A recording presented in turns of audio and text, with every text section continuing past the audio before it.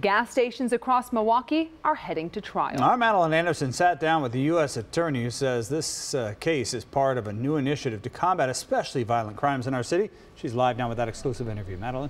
Yeah, violent crimes run the gamut from homicides to sexual assaults. As we know all too well in Milwaukee, many violent crimes here involve guns. And that was the common theme for each offense in this particular case, and it's the main focus of the task force going after these suspects.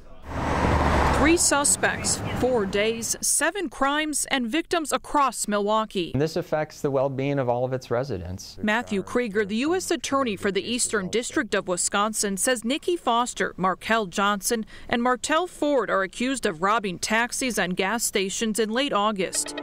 Surveillance cameras inside a cab captured Foster pointing a gun at the driver, while Ford sat in the front passenger seat.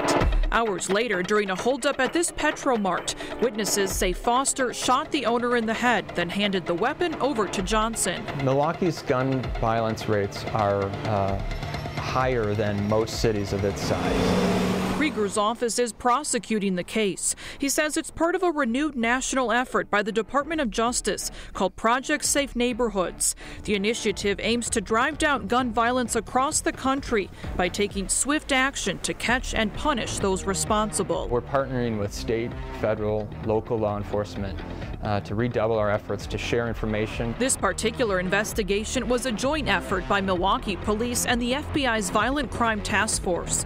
If convicted, Foster, Johnson, and Ford could face a minimum sentence of 25 years in federal prison. These are significant penalties that these defendants could face. And while Project Safe Neighborhoods has been around for several years, this October marks 1 year since the DOJ made gun violence a top priority. As for the Petromart shooting victim, he remains in the hospital. Reporting live in the newsroom, Madeline Anderson, Fox 6 News. All right, Madeline, thanks for that. Authorities in Kenosha County are investigating after